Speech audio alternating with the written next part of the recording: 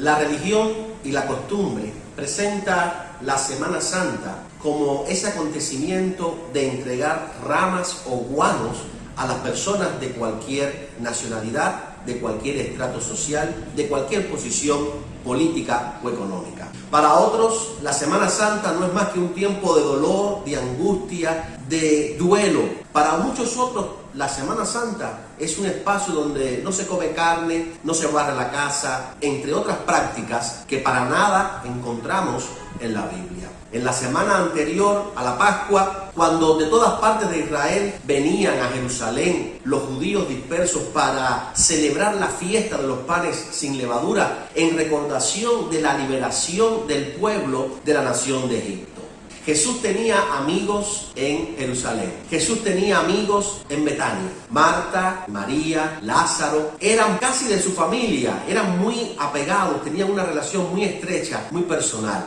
Y como buen israelita, Jesús y sus amigos pues iban también a Jerusalén para celebrar la celebración o la fiesta de la Pascua. Había una profecía que tenía que cumplirse, la profecía del Mesías que entraría a Jerusalén, aquel que vendría a traer libertad, paz y esperanza para la nación judía. En Zacarías capítulo 9, versículo 9, encontramos la profecía que dice: alégrate, oh hija de Sión, da voces de júbilo, hija de Jerusalén, porque he aquí que tu rey viene a ti, justo, salvador y humilde, y cabalgando sobre un asno, sobre un pollino, hijo de asna. ¿Cumpliría Jesús las expectativas de los judíos en cuanto al Mesías prometido? ¿Por qué cree usted que la gente estaba esperando a alguien que viniera a libertarles? La nación de Israel estaba bajo el imperio romano y ellos estaban desesperados, orando a Dios para que llegara el libertador. Un rey que viene sobre un burro. En la antigüedad, los reyes y gobernantes montaban sobre los asnos porque los caballos estaban considerados como animales de guerra y representaban el orgullo humano. Por eso es que Jesús entra sobre un burro, haciendo un reclamo implícito de ser el rey de los judíos. Para un judío, tener la imagen de una persona aproximándose a Jerusalén montado sobre un burro significaba la llegada del rey mesiánico. Jesús estaba diciendo: yo soy el rey, el Mesías, el ungido, el enviado del Padre. Yo soy la promesa del rescate de la humanidad.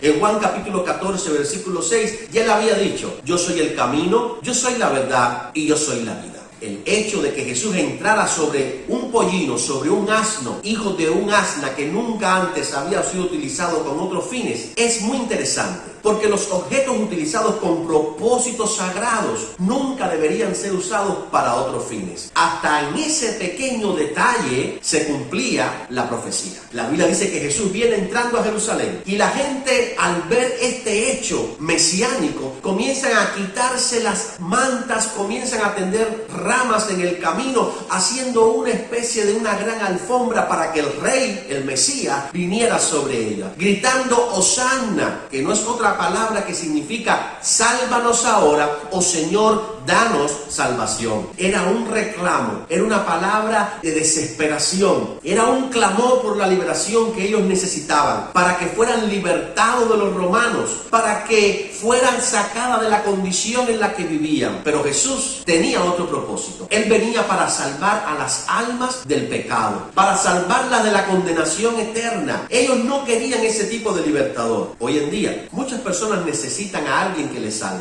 que les liberte la mente y el corazón, porque son esclavos del pecado y necesitan rendir sus ramas, es decir, rendir su alma a los pies de Cristo. Los prejuicios, los dioses, las ideas, los conceptos, los preceptos, la religión, la voluntad, todo tiene que ser doblegado ante el paso soberano del Rey Mesías. En Juan 8:32 Jesús dejó bien claro: y conoceréis la verdad, y la verdad te hace libre. Conocer a Jesús en tu vida, rendirte a Jesús, va a traer libertad, vida y esperanza. Jesús, quien está entrando a Jerusalén, es un cumplidor de promesas, es un cumplidor de profecías. Hay tres elementos interesantes en en estos versículos que encontramos en el Evangelio de Lucas, que narra toda esta historia, todo este acontecimiento. Él es el perdonador de pecados, Él es el salvador del mundo, Él es un Dios humilde. Cuando nosotros encontramos en la Biblia cada una de las características que describe quién es Jesús, encontramos que fue puesto su nombre por el ángel cuando le dijo a María: darás a luz un hijo y pondrás por nombre Jesús, porque Él salvará a su pueblo de sus pecados. Jesús no tenía pecado, Él era el Cordero perfecto, Él es el quien único puede perdonar nuestros pecados. En el Antiguo Testamento se necesitaba de un cordero y su sangre era el sacrificio rociado para interceder por los pecados de la humanidad. Pero Jesús es ahora el sacrificio perfecto. Solo Él tiene el poder para perdonar tus pecados, sin importar lo que sean. Él vino y la sangre roja de Jesús al morir en la cruz nos limpia de todo pecado. Él ha establecido un nuevo pacto, el pacto de la sangre, el pacto que fue derramado allí, la sangre para remisión, para perdón de los pecados de los hombres. Jesús dijo: carguen con mi yugo, aprendan de mí, que soy apacible y humilde de corazón, y encontrarás descanso para tu alma. Seguir a Jesús podemos hacerlo de una manera humilde, de una manera sencilla, de una manera práctica. Seguir a Jesús, reconocer que Él ha perdonado nuestros pecados y que somos ahora sus hijos, nos hace traer descanso para nuestras almas. Jesús está interesado en los pecadores. Vivimos en un tiempo donde las personas no les gusta la palabra pecado. Pecado es transgresión de una ley conocida. Pecado es hacer, vivir, hasta pensar en todo aquello que va contrario a lo que Dios ha establecido en su palabra, a lo que Dios ha llamado en su palabra.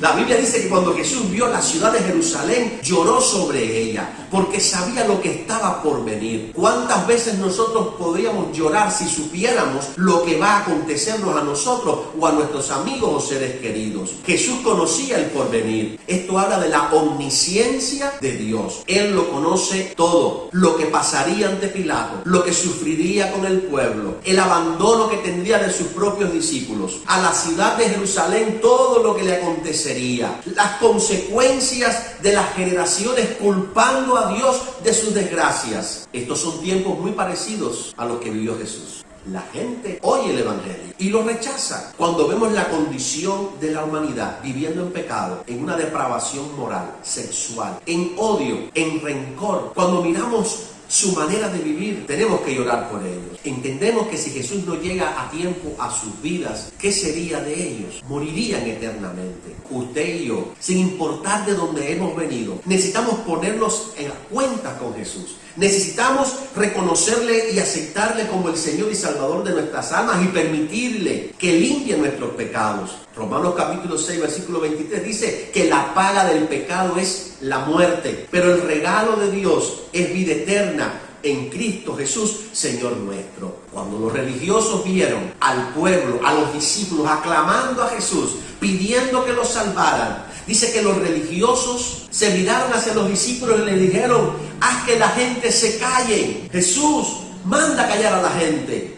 Pero Jesús les dice: si ellos se callan, las piedras hablarán. Para los fariseos, la gente que gritaba el hosanna a Jesús era un sacrilegio, era una blasfemia. Ellos no querían que nadie trastornara la tranquilidad y su autoridad. Pero Jesús, el Rey de Reyes, el humilde, el enviado del Padre, el que trae paz a las naciones, el Rey del universo, recibió toda la adoración porque Jesús también es Dios. Por la sangre del pacto, Él da salvación a los hombres, liberta a los presos de sus cadenas, rompe los cerrojos de maldad. Cuando Dios vuelve el corazón de la gente hacia Él, se produce una canción en las personas.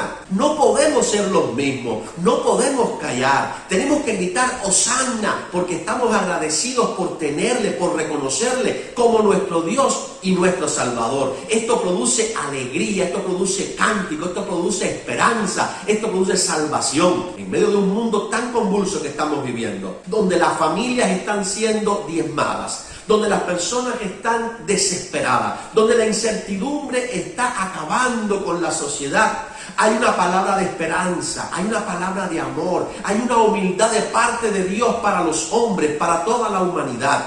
Jesús ha venido al mundo para traer vida, para traer salvación, para deshacer las obras de Satanás.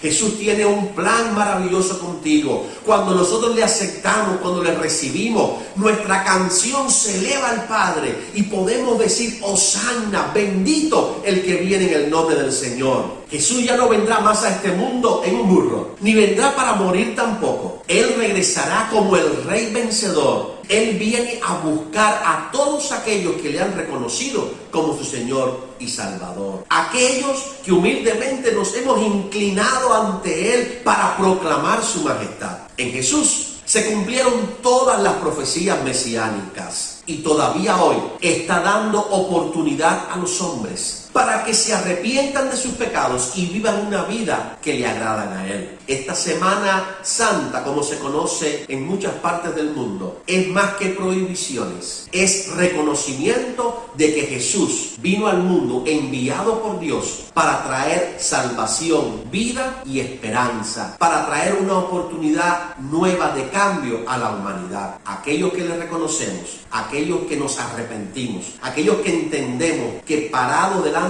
de Él no podemos sostenernos, sino que hay que inclinarse delante de su majestad, somos los que un día vamos a reinar con Él por la eternidad.